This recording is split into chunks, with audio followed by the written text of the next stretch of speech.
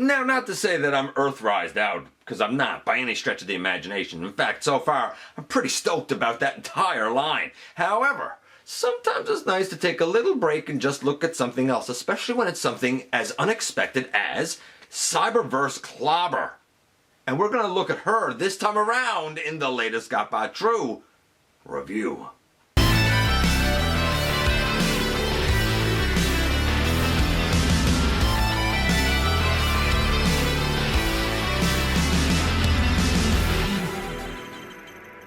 Hey guys, welcome back to the channel. You know that I'm so happy to see you here. I am your host, your humble host, Dennis Moulton, aka GotBot. As always, you know what I'm going to ask you to do. That's right, please like, comment, share, and naturally subscribe. And while you're at it, that's right, man, hit that notification bell because it lets you know when content of all sorts goes up here on the channel. Check out Machinery of Man, the Autobot family, the Everything Factor, and of course Transformers Collectors NL. See, I jazzed it up a little bit there.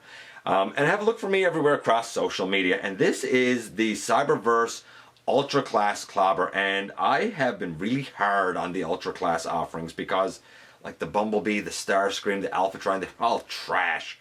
Super limited articulation. They look bad. They had a bunch of kibbly, gimmicky junk. But I think that's about to change. And you know what? Honestly, it's a very welcome change. I said that kind of phasing out, I suppose, the Warrior class for those new deluxes was a smart move. And I'm even okay with them keeping the Ultra class if they're going to make it like this. Better articulated and altogether just more enjoyable, even if it does have its imperfections and limitations. The moment I saw Clobber, naturally, like everyone, I thought it was Lugnut, and apparently it's not, but in some countries it is. It's really weird. Nevertheless, even when I found out it was Clobber, and I found out what the character was like, I was like, oh, man, I need to add her to my collection. Kind of like my attitude with Rack and Ruin, who I'm also excited about. And then I finally spotted her, and I nabbed her right away, because you know what? She's actually pretty fun and pretty fantastic. That being said, let me explain why when we head over to the table and take a closer look at her. And just ever so slight of a break from Earthrise as we look at the lovable Lugnut known as Clobber from the Cyberverse line. This is actually a Cyberverse Ultra class offering, and to be fair, up until now I thought that this size class was junk, highly limited articulation with a bunch of kibble, very cumbersome, not a fan. But then Clobber comes along and blows everything out of the water. Let's look at the packaging first. It's actually really nice packaging. We have, I guess this is Energon armor. I don't get the point of that. I assume that we'll find out more at some point, I guess, because I think that this is part of like the Bumblebee Adventures thing, or Adventures on Cybertron, or whatever it is. That's going to be part of Season 3, if I'm not mistaken. Nevertheless, in package, like, she's just in right there. Interesting fun fact, I say she, but there are certain locations where they talk about like her bio, and it uses masculine pronouns of he and his. Also, in other language dubs of Cyberverse, there are ones that are done where the name is not changed to Clobber and she's not female, and this is in fact a version of Lugnut. I'm cool with her being Clobber. Of course, now I actually want a Lugnut. They could be, I don't know, brother and sister, I guess. On the back, there you go, we have the cool robot mode and whatever the hell that thing is over there. It says 9 steps. I don't know. I dig it. She does come with instructions. They're down there. I didn't bother to get them out because they're not really needed. But hey, they're nice. I'll say they're nice. Why not? And now I will admit, I do very much like her blaster and the red paint in the front. This looks nice. Plus, when you turn it over, it becomes the, I'll say, barrel cannon thing for her flying tank. You'll see what I mean. And here indeed we have Clobber in all of her glory. She is beautiful, I suppose. In terms of animation accuracy, it's pretty good. It's not perfect. The head, for example, should have purple up on the top and like, I'm gonna say almost like a pale green lower jaw.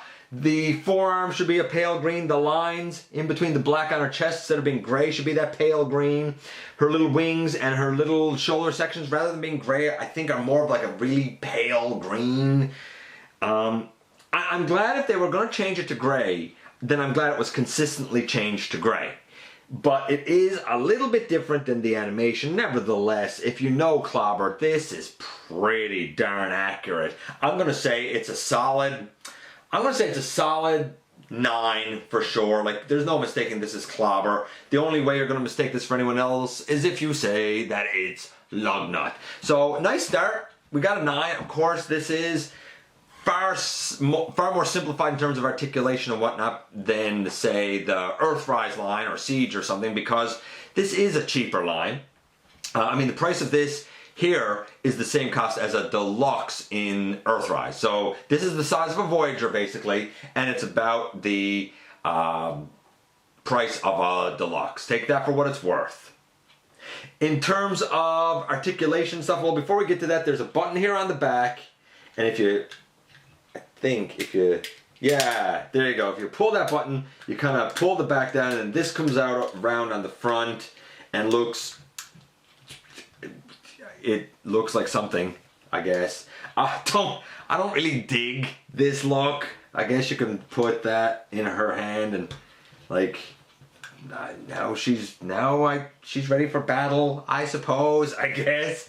Pardon the cut there, but before we kind of get into the rest of the articulation, I just wanted to show the sort of pose that can be pulled off with that armor still on, in case you're wondering how obtrusive it is. It's not really obtrusive, it's just, I don't know why it really exists. So we can, again, I guess use that button on the back, and it should like disengage the backpack.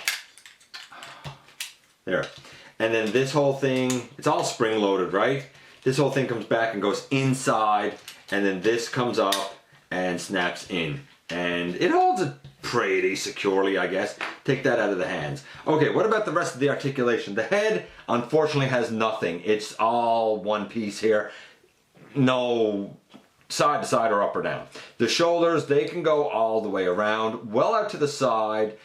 We have an elbow to 90 degrees. We have a bicep, nothing at the wrist. The claws don't open or close. When we get to here, we don't have a waist. Forward all the way, back all the way. We get a knee to 90 degrees. I guess you could call that a bit of like an ankle, not rocker, but like a forward ankle tilt, I suppose. Naturally, because this is cheaper, there's a lot of hollowness back here in the forearms and in the back of the legs. It doesn't bug me too much because I get, I kind of get it. And there's no thigh swivel. It's all right articulation. It's head and shoulders better than what we've got in Cyberverse. But for overall modern day articulation, it's probably around a 7, roughly.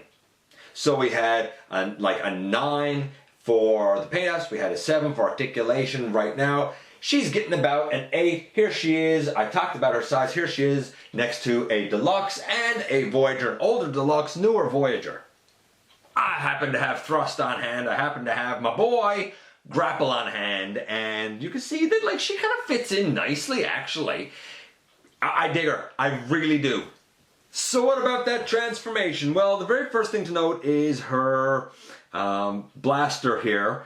There's a little like notch on the side over here. There's a little notch on this side, and there's an opening up here.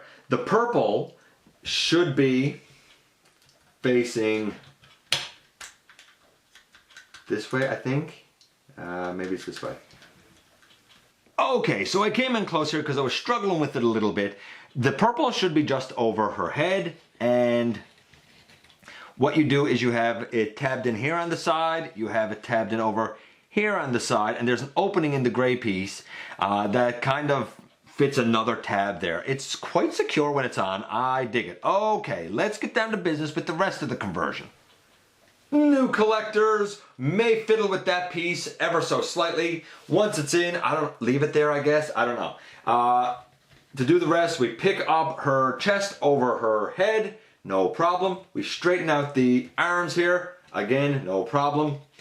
We take the waist and we flip it in. Now, you'll notice that there's a pin in here. When you flip this in, it needs to turn. It won't do it automatically. You need to kind of pull down on it a little bit, and it will turn. Take these feet and bring them up.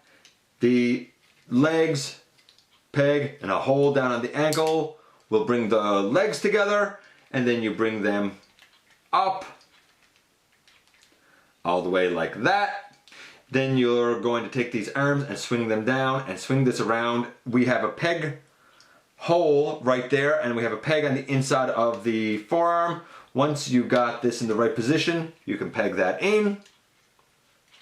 Over here we do the same thing.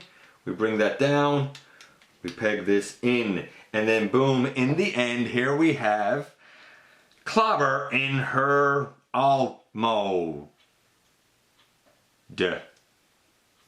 I don't know what this is. Yeah, I hear you. I get it. It's a tank, right? Yeah, okay. Except it's not a tank. That's the thing. It has no treads. It has 1, 2, 3, 4 little wings, and apparently, according to official information, this is supposed to be a flying object, flying tank. I don't know. And you know what? I don't care. It's obviously Cybertronian. It's obviously weird. I'm going to pretend it can roll and fly. And honestly, I think the glory of Clobber is her robot mode anyway. Nevertheless, the transformation generally is easy. For newer fans, they may struggle not realizing you have to sort of pull down on the hips a little bit to turn that waist around. At least you do on my copy. They may struggle a little bit with this piece.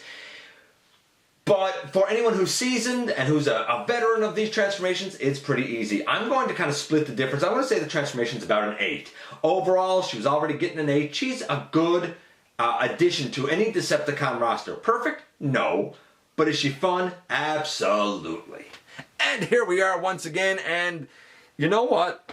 Like, the color is great. I think I like the fact that they used gray rather than the like dark, paley green, teal, weird color. I think I like the gray better. The articulation is alright considering what it is. I do wish we had a thigh swivel. I do wish that the head could actually move, but I accept it for what it is. The alt mode is very weird, but you know what? It was weird on the show too, so it's accurate. I don't need the whole energon armor gimmick. I just need a cool little Clobber. Of course, this makes me want a Lugnut even more now. She's fun. Weird alt mode that's a hybrid between a tank and a plane? A flying tank? I don't know. Like, it's weird. I don't even know how it's supposed to travel, but yet I think it's cool, and I think she's cool too, and I am very happy. I'm a happy boy to add her to my collection. Take that for what it's worth, man. Let me know what you think about Clobber. Let me know what you think about the direction that Cyberverse is going, because I think it's becoming a lot more collector friendly as we move forward. You know, I appreciate it when you guys drop by. Again, please hit that subscribe button. It helps me out so very much. If you're in a position to help the channel to grow, there's a donate link down in the description. Don't forget, somehow, some way, each and every day, man, you do make a difference. And I look forward to the next time that you and I get together to have another visit, either in this at the live streams, in the stop motion premieres, or the old-fashioned way, man, right here inside the videos.